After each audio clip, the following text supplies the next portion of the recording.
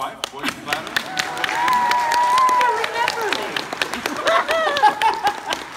Right. No, when I told them that I was the voice of the sniper, they all booed. So you know. But that's the way it usually goes. So I'm just talking about how people get into voice acting and stuff like that. So when we went out to Seattle, I mean, I have a deep voice, right? I have a fairly deep voice, and so people. I mean, I was in radio club when I was in high school. And all the girls said, "Oh, you should really be in radio."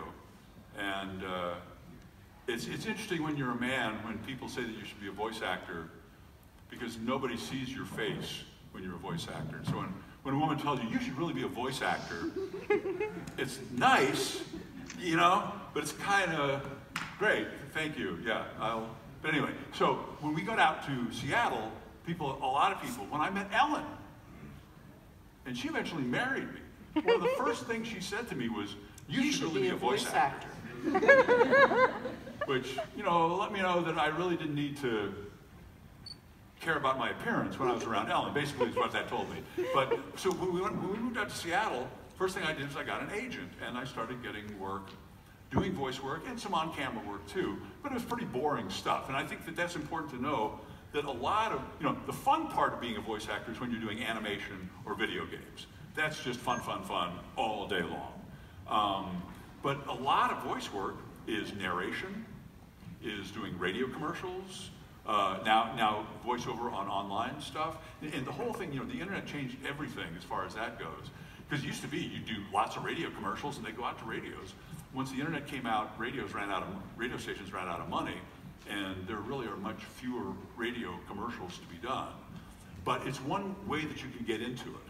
And wherever you live, if there is a local radio station and you want to test the waters, give them a call.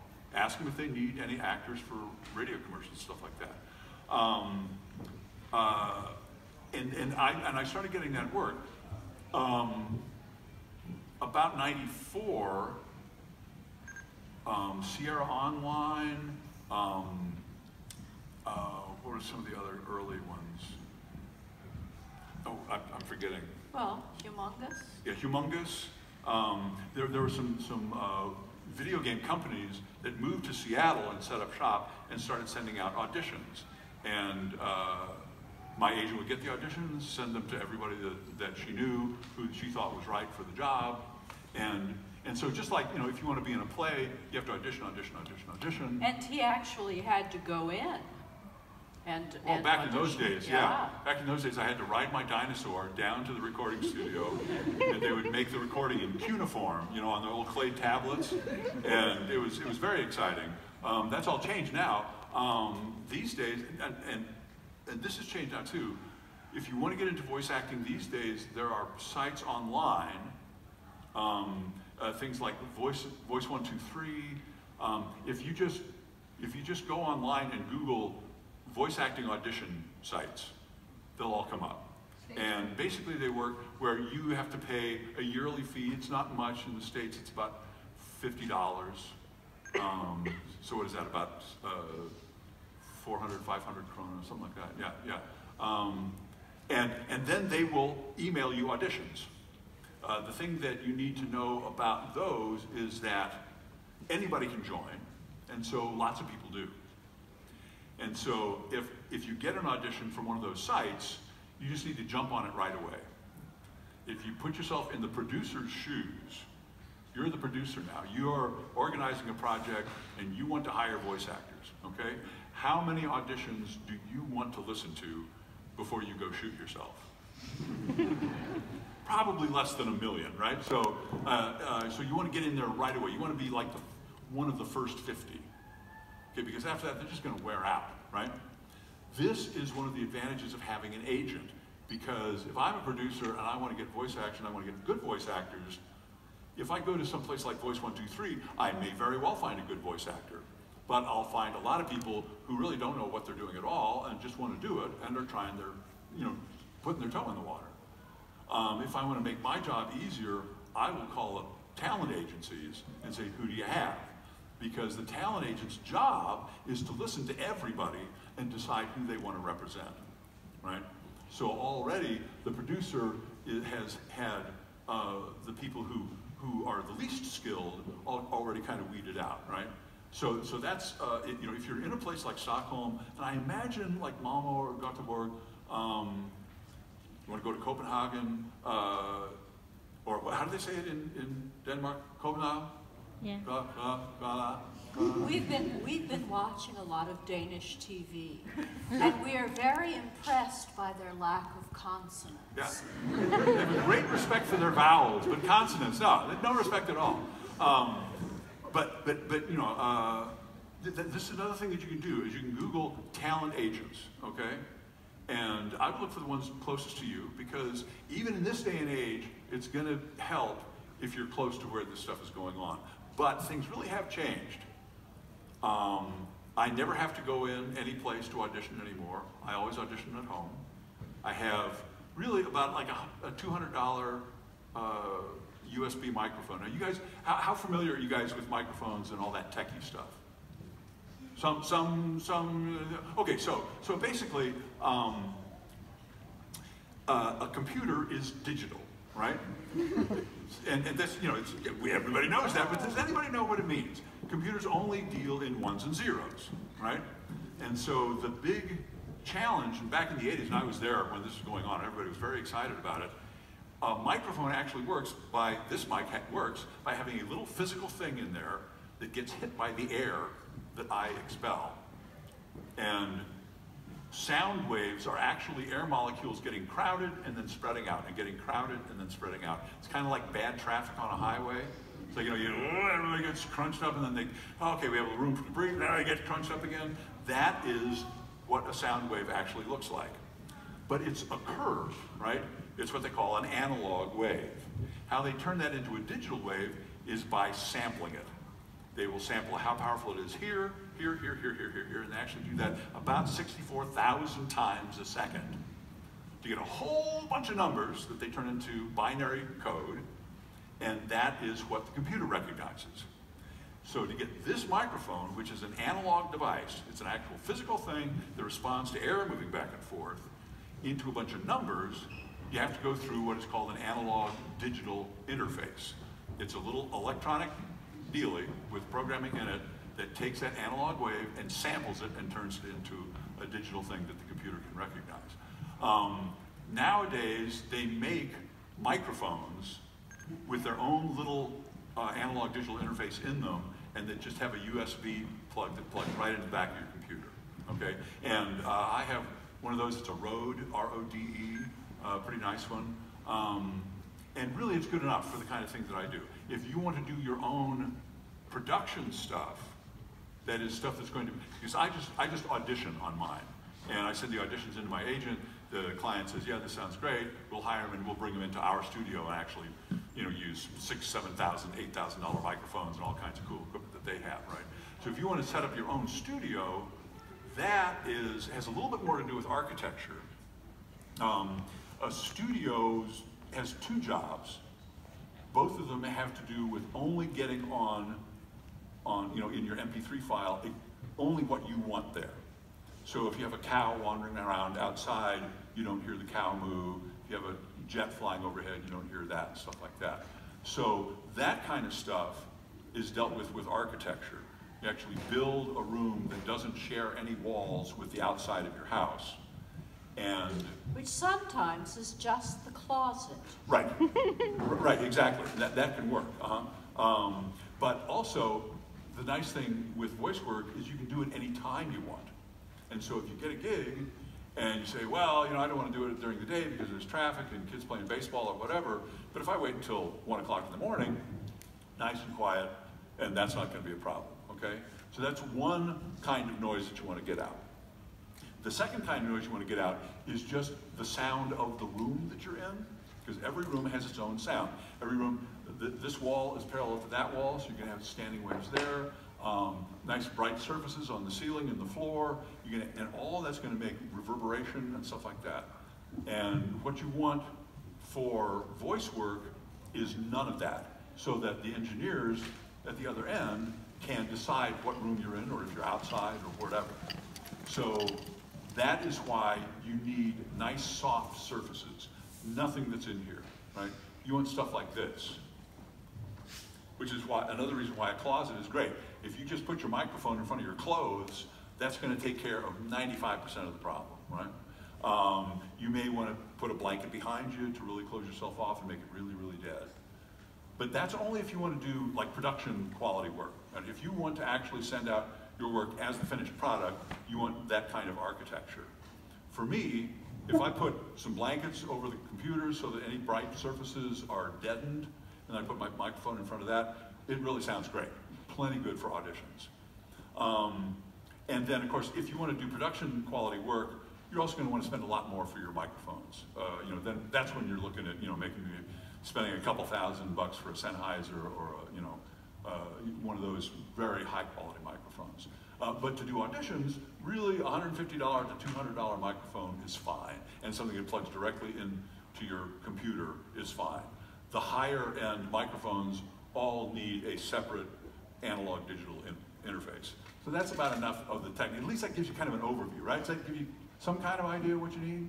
The folks who want to get into it? Okay, cool. So let's talk about what it's like to be a voice actor. My friend Mike Williams, who's an anthropologist, calls us hunter-gatherers. Because we don't really have jobs. We just go out and look for a grape, and when we find the grape, we pick the grape, and then we eat the grape, and then go out and look for another grape, right? Each voice acting gig, the longest voice acting gig I've ever had was 4 hours. I know people who have been, there's a place down in Dallas, Animaniacs, I forget, but they actually hired people for like 40 hours a week to do voice work. But those kind of jobs are very, very, very, very rare. Almost all of you, if you get into the business, are going to be going from gig to gig to gig. The pay can be very nice, but it doesn't come along very often, right? That's another reason why you want to go to some place that has a lot of work, because you're going to have a much better chance of getting enough work to sustain yourself. John, what I would like to remind everyone is, as he says, we are hunter-gatherers. And there are other businesses like that. You can be a lawyer and be a hunter-gatherer because you're just looking for a client to hire you. Or a construction worker. I mean, but yeah. As actors, so voice acting, the important word is acting. How many people in here have ever had an acting class? Already asked that question, but go ahead, raise a hand for her, because she wants to be involved. Right. John doesn't talk about this stuff because acting came so naturally to him that he never needed to learn it. Well, I was a singer. I had to learn how to act. Because if you don't know how to act, you're not going to get hired as a voice actor. So, acting in any venue, live, television, film, whatever, that is how you build your craft. You must learn how to act. So of course, yeah, you know, all the technical stuff. John understands all of this, how to set up your home studio. But you have to be an actor first. right. So any acting. My feeling also, you know, everybody in this room is decades and decades younger than we are. I think getting involved, lots of schools now have video game production classes, and even video game acting classes. Getting involved with those schools is very good because you produce your own projects, and you can offer to be the voice for these projects and get experience that way. Doesn't pay any money. I didn't make any money as a performer for a number of years. But if you want to do the work, you have to volunteer, volunteer, volunteer. And eventually you get good enough so people will pay you to do it. But acting is the important word. Acting classes, improv classes, studying Shakespeare. Right, well, I mean, community theater, anything. Anytime you're around other people doing the work, you can observe it. And this is where things like NärCon come in very handy. Because a lot of people, maybe you're not interested in voice acting, maybe you're interested in level design. or character animation or writing. If somebody wants to be a voice actor, gets together with somebody who wants to code, gets together with somebody who wants to animate, gets together with somebody who wants to write, you can actually make a game like Vernacular Drop. Narbacular Drop, right, which then became Portal. That's right, yeah, something like that. But that was actually, the game that became Portal, that made Ellen so famous, started out as a student project. And the head of Valve was there just to kind of be a nice presence from the professional world and look at everybody's final projects, and he saw this final project, and he took the four students who made it in the next room and said, I'd like to hire all of you.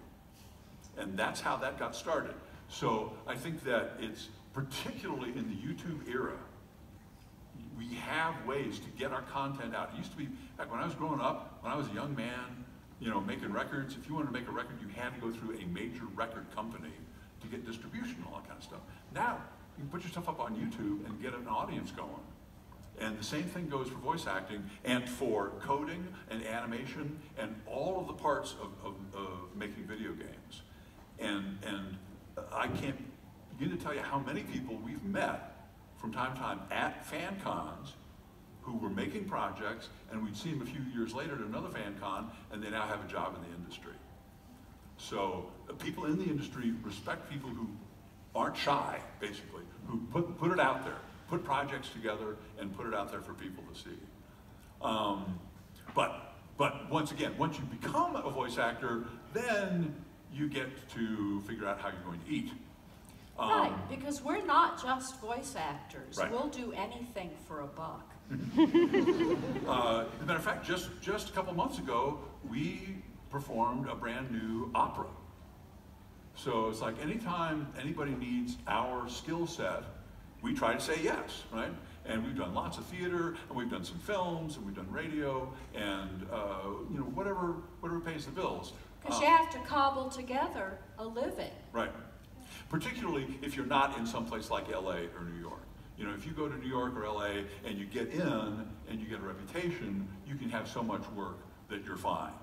But we live in Seattle where, you know, I wrote a novel, got published, I directed, I've music directed, I've played guitar and he runs an audio drama.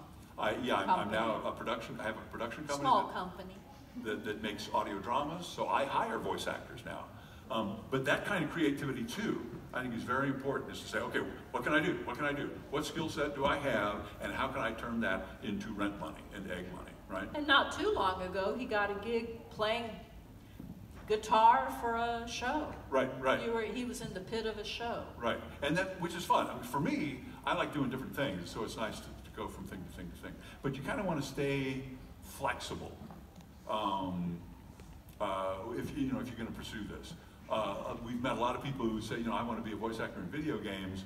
Well, that's only one kind of voice acting, and really if you're going to make a living, you may want to leave yourself open to all kinds of performing. You know, if you juggle, you're going to be better off than if you don't juggle. If you play the harmonica, you're going to be better off than if you don't play the harmonica. Anything that you can do that is performative can help you in this business. But let's get back. It's fun. But let's get back to what you guys really want to talk about, which is how to do funny voices. Some people are just born with it. I'm convinced that I became a performer because my mother kept telling me to stop making a spectacle of yourself. And I'm just contrary, so this is what I do now. But how we use our voices is very, and it's fascinating to me because the way that English is spoken varies from person to person. And the kind of English we hear spoken here in Sweden, of course, you guys all have Swedish accents, not a big surprise. But because you have Swedish accents, I get to make a living if I can reproduce that accent, right? So, you know, even the native English speakers, America, Canada, I mean, all kinds of regions in America, different regions in Canada, different regions in Ireland, Scotland, England, Australia, New Zealand, South Africa, all the places that they speak English, they all speak it a little bit differently, right? I mean, if I'm a Cockney in London and I'm talking about my father, it's going to be like that, my father. right? If I'm from Australia, and I'm talking about my father, it's going to be my father, right? Right? If I'm from Ireland, and I'm talking about my dad, it's going to be my dad, right? So all these different ways of speaking English you can reproduce, and you can do it scientifically the way that Ellen has learned to do it, because she's an opera singer. When she studied different languages, I had to study the International Phonetic Alphabet so that I could transliterate French, German, Italian. And I also find it very helpful with dialects, is using the IPA, as they call it. And you might check that out, the International Phonetic Alphabet, because you can actually spell hello, hello, I mean, you spell all the different ways that people say hello in English, and it's all different, using different symbols. Symbols. It's and all so symbols. And it really makes it easy to see, oh, this is how this has changed. And the Cockney dialect, which is a working class dialect in London, is very instructive because there are a lot of what they call vowel substitutions. Instead of using this vowel, they'll use a different vowel. And consonant substitutions. The London TH, which is a theta, which Swedish people have a bit of a challenge making.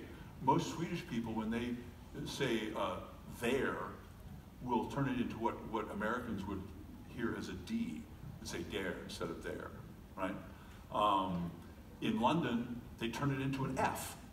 So instead of saying there, they'll say there. My father, instead of the, right? And so you can study these, you can actually break it down and say, okay, I'm doing a character in a video game that's Cockney. I need to never say hello, and you always say hello. Hello, hello, from hell to high, from O to ow. Right? And there are all these changes that you can hear. And then there's the music of each language. And Swedish has a very definite music. I'm not sure if it's because you have to deal with so much darkness up here, but your language is very bouncy. You know, it's always kind of, up and, energetic and stuff like that. Even if you're saying, oh, I'm so tired, I could, fall over and die. It's always this kind of lilting melody to it, right? If you go to the Midwest in America, it becomes very flat. People just talk like this, and they talk right on their chords, like they're just sitting on their vocal cords, and they, and I'm going to the store, and oh, we were joking, and oh boy, did we laugh, it was so funny. But, and they just always sound like they're about to, die, like they are uninterested in life at all. But they're regular people like everybody else. But they also say, they're here, they're live, right, they're going for the full Monty. Well, that's right, because there's so many people in the Midwest came directly from Sweden. You go to Minneapolis, and nobody can speak Swedish there anymore, but they all talk with the same sort of lilting melody to their talk. And so that can be a lot of fun. And really, that's the two parts, is figuring out which consonants they switch and which vowels they switch, and then what is the melody of that particular accent. Now, another way that voice actors have to create different characters, and this is one way to make more money, is you can go in and do 3 different characters, then they're going to like you that much better, because it's just more efficient, right? And so we're talking about what a musician would call tessitura. A more common word for that is range. If I talk down here, I'm in my bass range. If I talk up here, I'm up in my tenor range, right? And every voice has a range. Some of you have a greater range than others. Some of you, I know people that really have a very, very narrow range. And so they need to rely more on, the accents and the dialects and stuff like that. But if you can do a character up here, and you can do a character down here, then those, when the engineers assign those to different animations, people completely accept that they're 2 different people making those voices. Okay, so that's another thing you can do. Another thing you can do is the amount of pressure you put on your chords. One thing that Ellen is not going to do today is any administrator in TF2, because she puts a lot of stress on her vocal cords, right? And she has to sing later today, so she's not going to do that. But that is something that you can do. You can, just put a little bit of stress on there, and all of a sudden, you're a different person. It's one thing that people can do to play age. If you want to play someone who's older, then you can, kind of put a little stress on the vocal cords, and you sound like your vocal cords are kind of worn out, and they've been around for a long time. Also, pace. I love people from Boston. People from Boston talk like this, and they talk like this all the time. And whatever they're saying, say, I love you, this is a great sex, oh, I'm going to have an orgasm, yay! And they're just always in a hurry, right? People from West Texas don't have anything to do for the rest of their lives. So we might as well spend a little time talking. And it's really wonderful. It's really wonderful how many different ways people speak. And as a voice actor, that's kind of your first job, is to love that and reproduce that. But that's for character work. There's also narration. There's books on tape. How many of you guys have listened to audiobooks? This is a way that if you're a voice actor and you're kind of off by yourself and not in a big market, you can establish yourself as a voice actor by just going to, Audible. Audible.com. And other people who make audiobooks. And how it works is authors put their books up there and they're looking for someone to read them. And voice actors put their work up there, and if an author likes a voice actor, then now you're doing a book. And how that works is they pay you per hour of finished work. So it may take you 2 hours to read and another hour to edit in order to get an hour of finished work. But if you get a long novel, that's a whole bunch of hours. And I know people in Seattle who just do that, who just do audiobooks. And that's a lot of fun. We produced my novel into an audiobook with a production company that I now own but was working for before. Putting together narration and then breaking into a character voice for the dialogue can be very satisfying. What am I missing? I don't think anything. Do you guys have any questions at this point? Yes. Yes, we'd like to hear your questions. Yes, sir. And do we have somebody out there with a microphone? Okay. Tell you what, why don't you stand up here and we'll have, if people with questions, could you form a line in the middle? And then we'll just take this gentleman in the blue shirt raised his hand. Right. Anybody who raised their hand, come on up and we'll get to you in order. Yes. Did you get your technical knowledge from your jazz career or from the voice acting? My technical knowledge? Yes. Well, actually, I studied electronic music when I was studying composing. So that's where I first got into it. But of course, the technology updates practically every year. And so my most recent knowledge of the technology is from voice acting. Okay, thank you. Mm-hmm. Before a voice acting session, what do you do to get into character? What do I do to get into character? Yeah. So that's interesting. Great question. When you get a job in a film, they give you the whole script, like weeks ahead of time. You study, you maybe lose weight, you get more muscles, you cut your hair, you do all kinds of things. In voice acting, 99.9% of the time, you don't get the script until you arrive at the gig. And you don't know what the character is. And you're expected to create characters in the session. Right.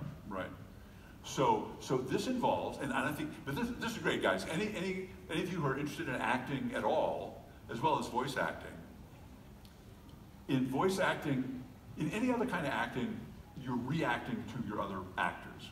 You're reacting to everything around you. You're reacting to the set, you're reacting to what's going on. In voice acting, you don't have any of that. You have to make all that up.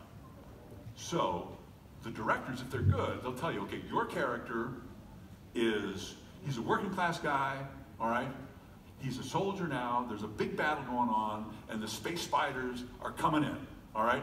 And your line is, hey, I need more ammunition. Go, give it to me. Yeah, come on. Yeah. No, just say, hey, I need more ammunition. Hey, I need more ammunition. Okay, but the space fighters are bigger and scarier. Go ahead. Fuck. Hey, you're improvising already. Good job. But that's kind of how it works, okay? Thanks so much. Hi, I was just wondering, would you prefer working in your own studio home or like going to a studio where there are like more people around you so you can hear the other characters at the same time? So, when we go into a studio, we're just as alone as we are at home, really. Because studio time is so expensive that they don't have a bunch of actors there together. They just want you to do your stuff and go home, so they'll pay you for that. So you just have a list of lines.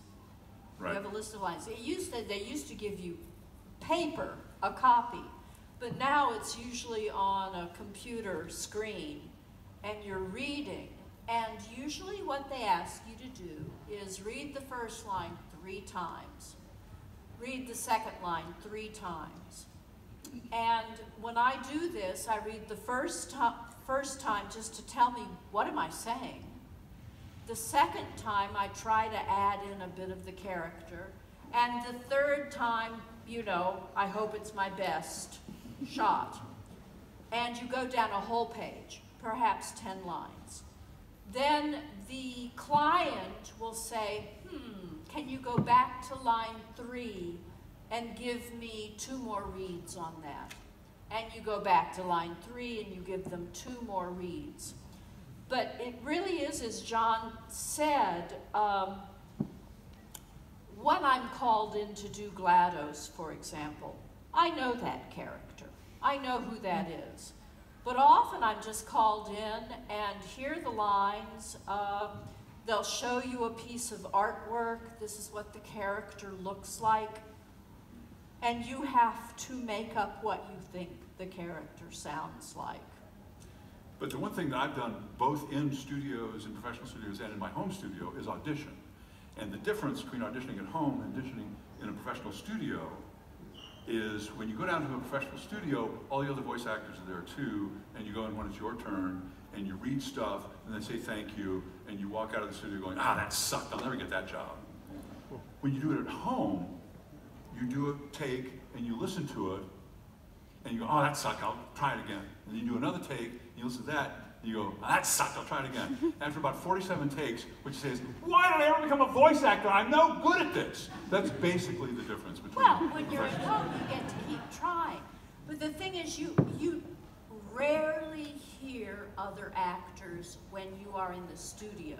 Right. Now, for Portal 2, in Glados' conversations with Wheatley and Carolyn's conversations with Cave Johnson, they played recordings for me. So I heard the other actor, but they weren't there. You know, they were just recordings. So I did have lines to respond to, which made my job a lot easier. But that's not usual. That's unusual, yeah. Thank you. You're very welcome. Hi. Hi. I guess you guys have done many characters during the years.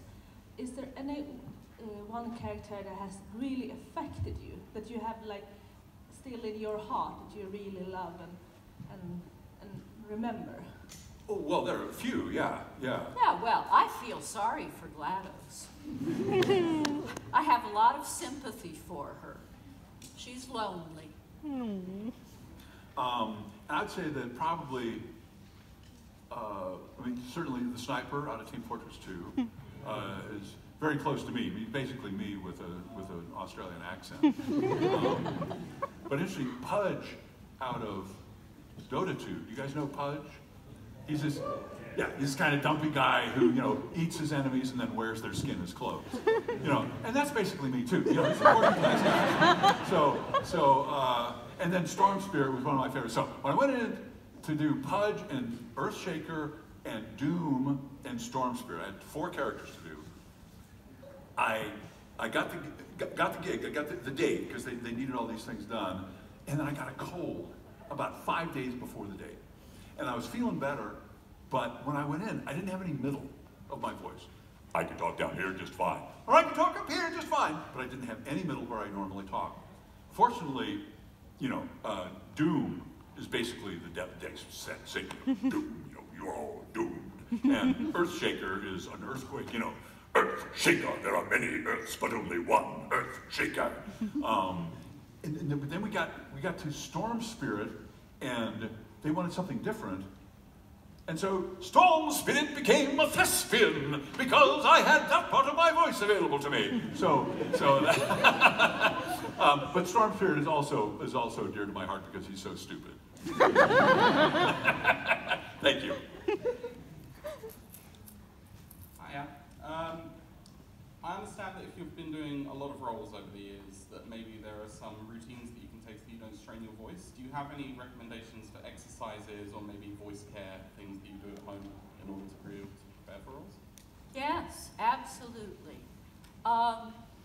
One thing that I think is important is to get up in time, to have your body awake, because your voice isn't really from here up. Your voice is your whole body. So, you want to get up in time so that your body is awake, maybe do some calisthenics, certainly have a healthy breakfast, and then the easiest and best way to warm up your voice is just humming.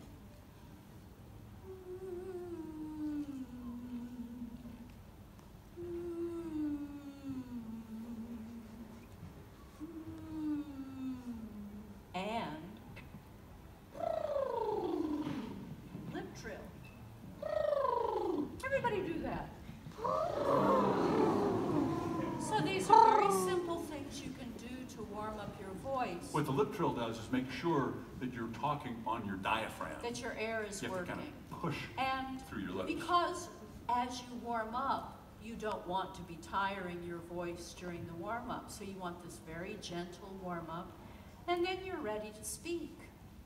And another thing, it's what I found is very helpful, particularly if my voice is already tired or if I'm dealing with a little bit of a cold or anything like that, is hot water and lemon juice and honey. Just to, you know, drink it every once in a while. Just kind of bathes your vocal cords and have gets a happy thermos again. with you. Right, right. Okay? Thank you very much. You're very welcome.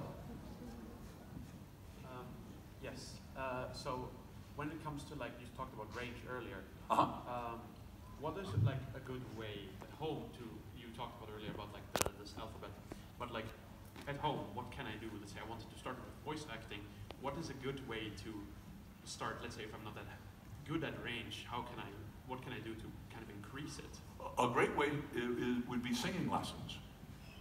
Okay, because, you know, voice, you know, when you're singing, you use your whole range of your voice. Have you ever been in a choral group in school? At a very young age, yes, but very shortly. But Well, not recently, yeah. But I teach singing, and I recommend to all my students of all ages. I've taught singing to people age 10 and up, and I recommend that they get into a singing group. You know, it's some sort of amateur chorus at church. I've sung in choirs since I was 5 years old, because both John and I are musicians, and when John talks about range, or he talks about tessitura, he's talking about the range of the voice from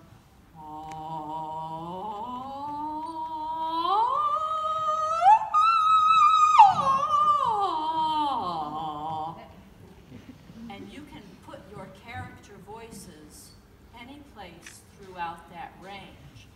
And if you sing, you learn how your voice works. So but I'm always interested in people who think that they're not very good at something, okay? So let's just do an experiment, okay? Yes. So, your line is, I'm a big tough guy. Okay? And first I want you to say it like this. I'm a big tough guy. I'm a big tough guy. Now I want you to say it like this. I'm a big tough guy. I'm a big tough guy. Now I want you to say it like this. I'm a big tough guy. I'm a big tough guy. You don't have a problem with range, brother. It's that sort of experimentation, right? How do I come up with a character that sounds different than another person that I can do? Okay. Good job, bud.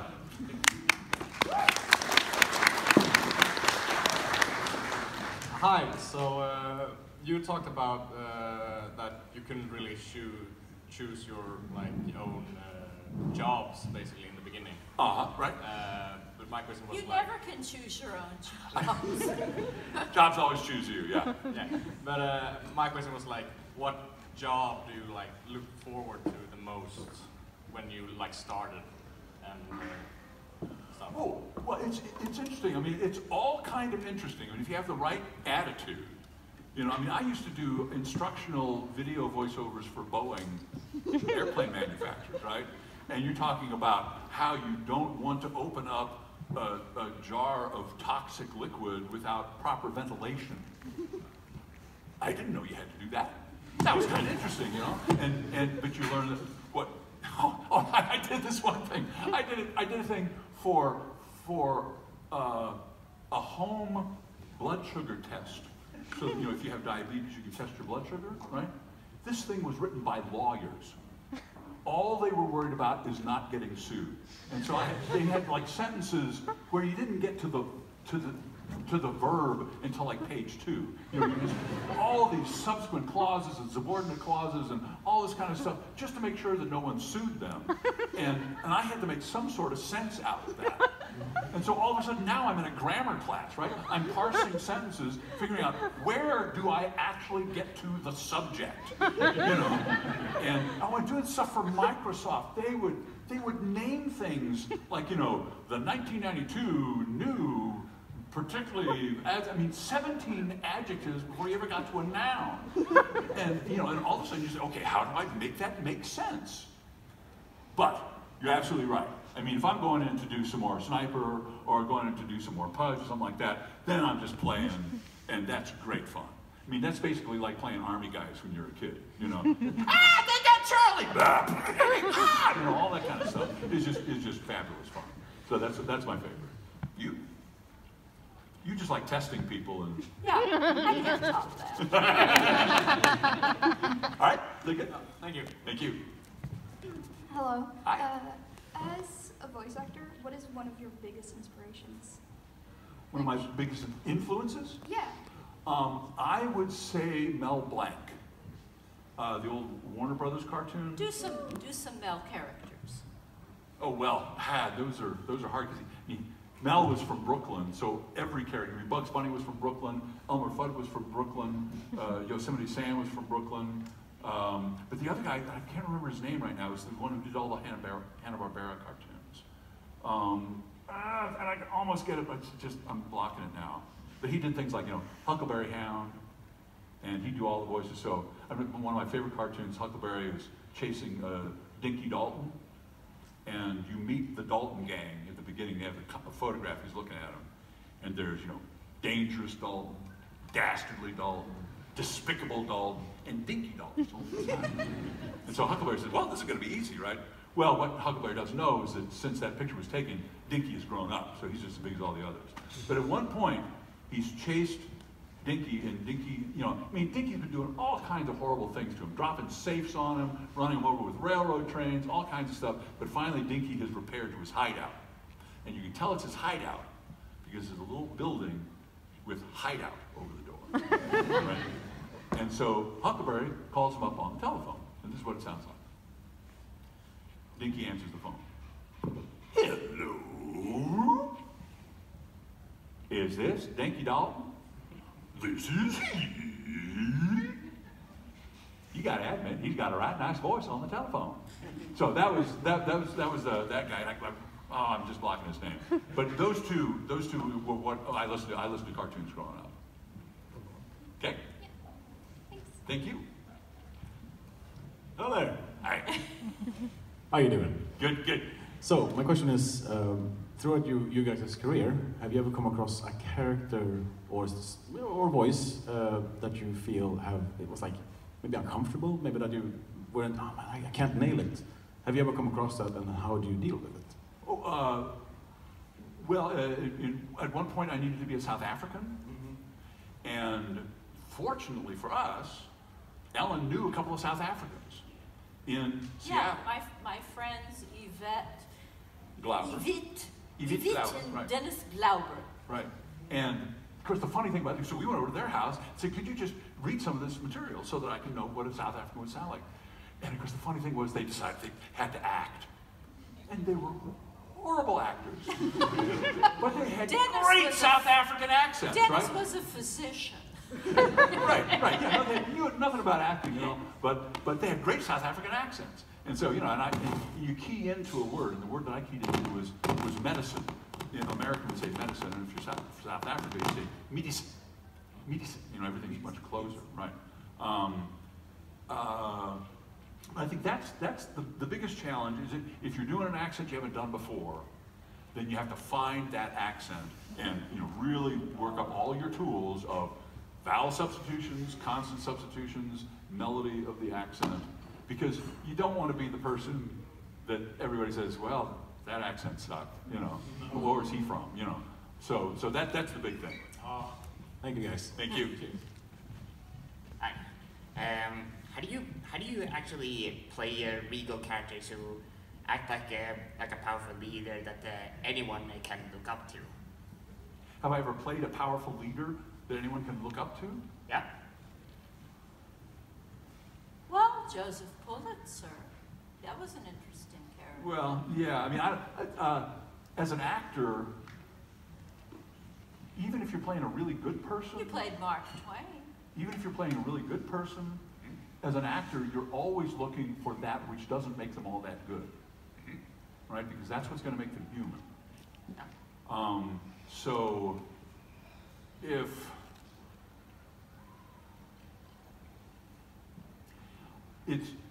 I'm what I call a radical egalitarian.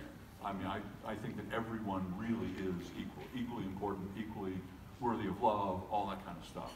And if I'm playing a character, my first job is to make other people feel like they could be that character and identify with that character.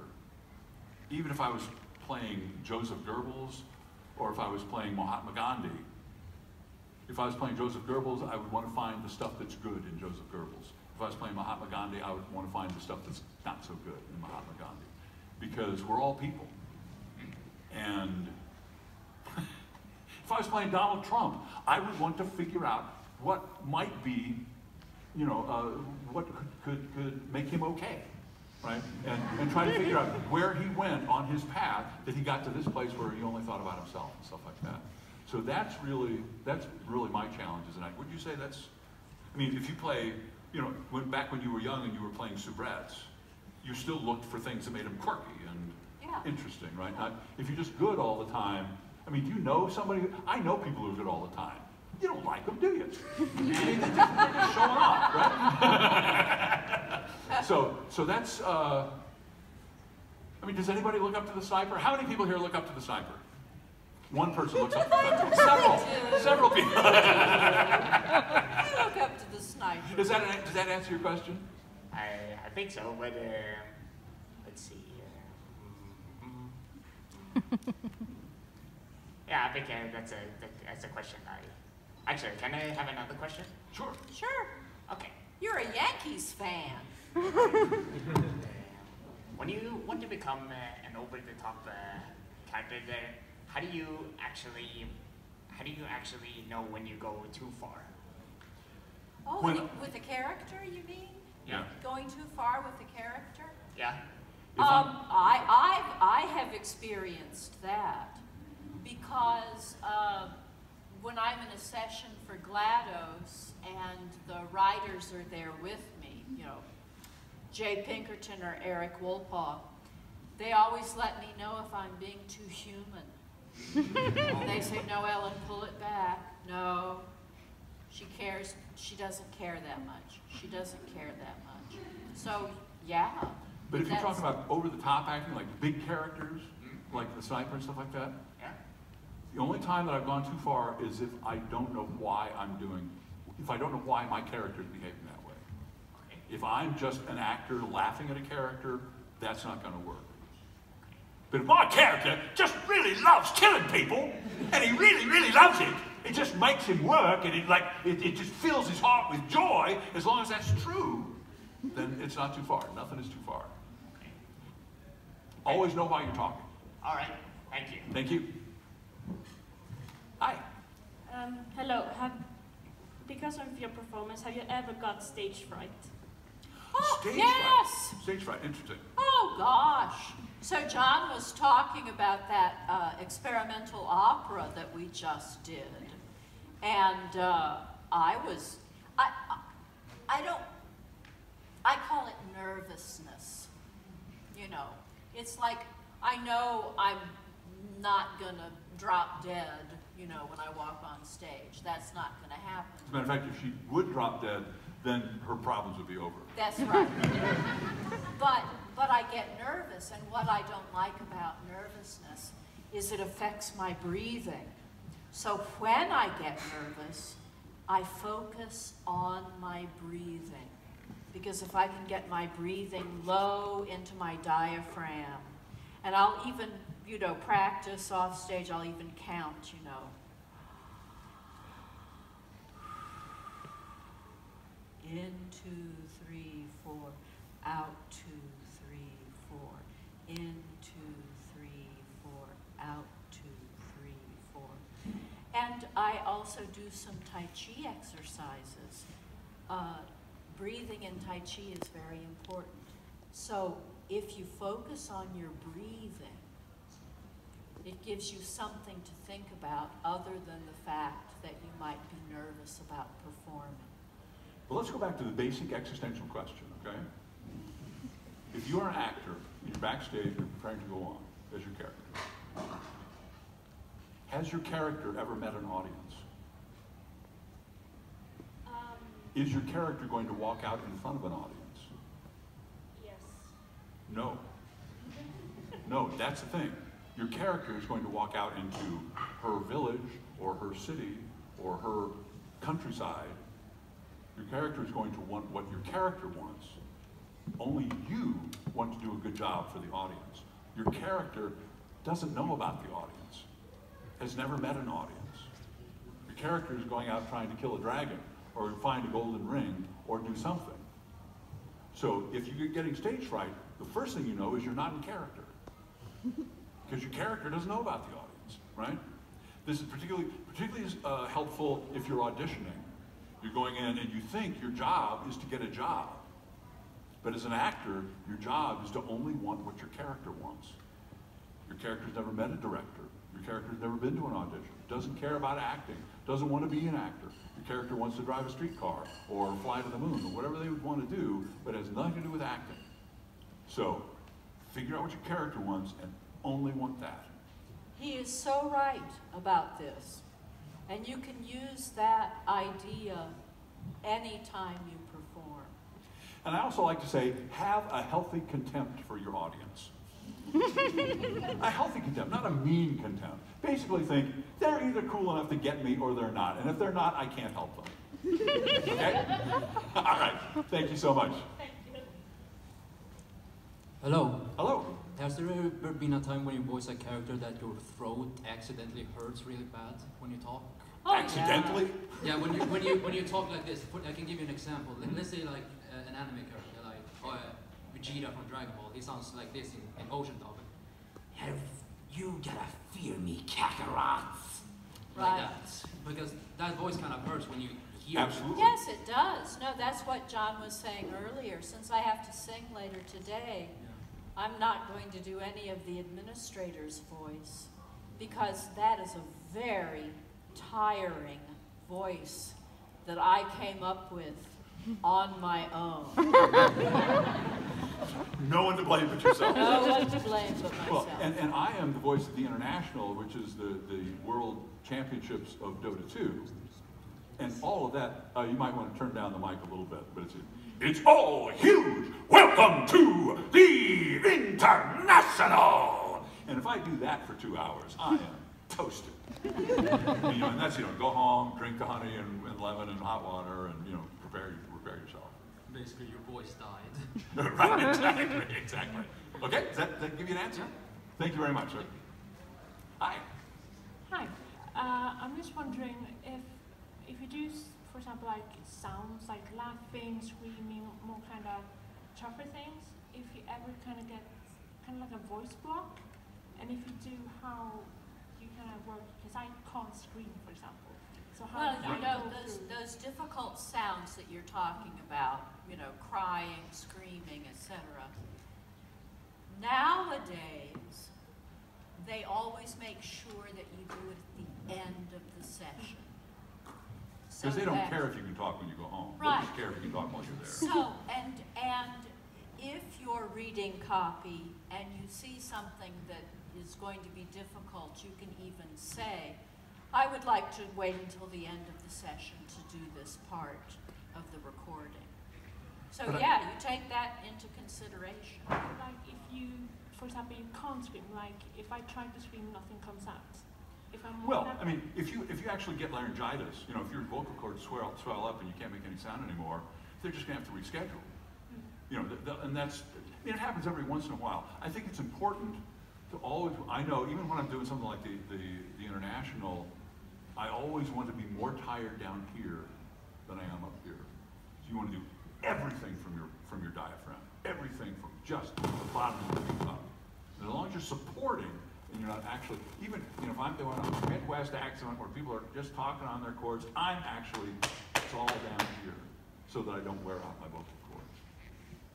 And also, you know, have some nice, whatever soothes your voice, have a nice hot, not hot, but warm drink. But, you know, but if you run out of voice, you run out of voice. And you say, sorry, it's all gone, and they'll just have to reschedule.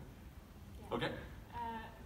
Kind of, but like if you never, okay, if I phrase like this, how did you learn to do these kinds of difficult noises, or like, for example, like the screaming and the international, like how did you learn to do that?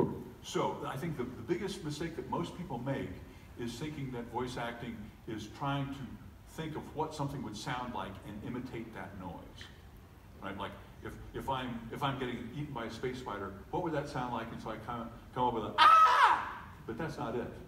Okay, acting is actually being eaten by a space spider. Ah! Ah! Right? If it comes from your emotions, you're not going to use your voice, right? I scared the crap out of you. Okay, but that's, and you saw how, I mean, that's being a journeyman actor, right? I can go into being terrified or whatever, you know, because, I mean, there are schools of acting where you talk about sense memory, where, you know, it's like, do you need to act like you're cold? Well, you actually need to remember what it felt like to be cold, you know, so that, you know, and I actually have goosebumps now because I've made myself cold because I remember that. There's all kinds of things in acting. This is why studying acting is an endless job. You never learn everything there is to learn. But don't think, if you want to be a voice actor, don't think I need to sound like I'm scared. Always think I need to be scared. Whatever that sounds like for you, that's what they're looking for. Your scared is not going to sound like my scared, right? So you're not going to try to sound like something. You want to be whatever it is. Good answer? Is that good? Great. Thank you. Good to see you again. Yes. No, but this is a bit of a random question maybe, but is there something you want to say that you haven't gotten the opportunity to say yet? It's a bit of a random one, I know, but... What I would like to say that I haven't had an opportunity to say yet? It's a bit of a broad one, but I was like, nah. Well, we're just so happy that we're here. We're so honored to be invited to NärCon, and it's so wonderful to get to see a whole bunch of people who are younger than us. Yeah, because being 70, I hardly ever meet anyone who's younger than me. But no, it's to get to talk to. That's right. No, I know. You know, most old people, you know, young people don't want to hear what we have to say. We're old. You're only 25. You stop counting after that, don't you? But what I've always wanted to say to people, I'm a very affirmative person, a very optimistic person, and I've just learned how people in northern Sweden say yes. I would just like to say, thank you so much.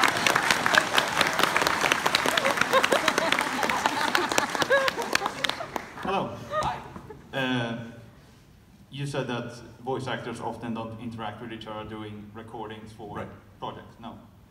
But have you ever, outside of the recent streams with the other voice actors of Team Fortress 2, have you ever interacted with them? Oh, well, yes. Well, Dennis Bateman, who's the spy, and Gary Schwartz, who is the heavy, and Demo Man, right? And Demo Man, and of course Robin Atkins Down, who's medic. Right.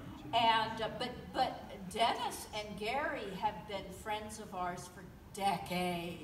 And Jim French, who was one of the main characters in Left 4 Dead, and the Russian priest in Half-Life 2, started the radio And of course production the company actress that I who own. plays Cortana in the Halo series, Jen Taylor. We've worked All of with her. us are Seattle actors, and we've done plays with these people. You know, we do stage work with these people. And the one place where you do get to interact with each other as voice actors is a place like my production company that produces radio dramas, audio dramas, and we get all the actors in the studio at once, and so we can talk to each other. And you know, and all the actors, you know, Jen Hammond, so many voice actors. Jen Hammond's done several characters in Dota 2. Oh, well, lots of other stuff too. Yeah. But that's where we really get to play with each other and play off of each other, and that's a lot of fun. Thanks. Yes, sir. Hello again. More questions, all right. Have you ever felt like you've run out of new voices to do? And what do you do when you're in a place like that? So, that's a backwards question. That would be like running out of people. Right? I mean, if I'm playing a character, I'm not thinking of what voice does this character need. I'm thinking, where's this character from? What does he want? How old is he? What is his health like? And stuff like that. And so the voice comes from all those things. So it's like I'm trying to construct a new, well, the only thing, I once, in one gig, I had to do 13 different voices. 13 different characters. This is back before the union said, no, 3 is tops. And by the time I got to voice 13, it was the ghost of an executioner who died because he wanted to sample each of his execution methods. And to come up with his voice, I finally had to be this kind of cloud of poisonous gas. But so because like, what are we going to do to make this guy different from all the other guys? That is when you do run that. And then he had to die as all 13 characters. Right. You're going, as a New Yorker, and as a Georgian, and as somebody from England. You know, that's a challenge, but it's fun. Hi. Hi. So we've been talking a bit about voice care and so on. Can you, like, if you strain your voice too much, is it just to rest and drink the warm honey water, or do you need to like... no, they're laryngologists. I mean, if you really damage your voice, you need to go to a doctor. Okay. Right. And what you don't want is if your cords swell and you keep using them, you can get, of course, what they call nodes, which are actually initially little blisters on your vocal cords, which can harden. And then you have to have them surgically removed. And, you know, you don't want that. It's basically like any other athlete. If you feel something hurting, it's time to stop, you know, and rest. So you do want to take care of yourself. And you know, a lot of this is psychological. You know, if you think you're not good enough as a human being unless you win an Oscar, you can, you know, just do things too hard, and so you destroy, you know, your tools. Your instrument is your body, right? So you want to take care. And diaphragm, you can't think about your diaphragm too much, because this is a great big muscle, and your vocal cords are little tiny things. So you want to use the big thing, right? And let just the air go through your vocal cords, and then you'll probably be okay. But pay attention. Pay attention. Thank you. So I just wanted to say thank you for all the questions. I think it's time to wrap it up. But is there anything more you want to say as a last word? Well, I would like to say, try everything. If you're interested in it, try it. Why not? Why not? I always feel like if I want to do something, I ask. All they can say is no. And do things for your own enjoyment, and say yes to life. Say yes to life. And I'd say, you're all good enough just the way you are. I couldn't have made you any better than you've already been made. Couldn't make you any better than you've already been made. You don't need to prove anything to anybody. If you can be useful as a voice actor or as anything else, that's the best thing. If you can find something that you can contribute to, you're going to be happy. All right? Thanks for coming, guys. See you later.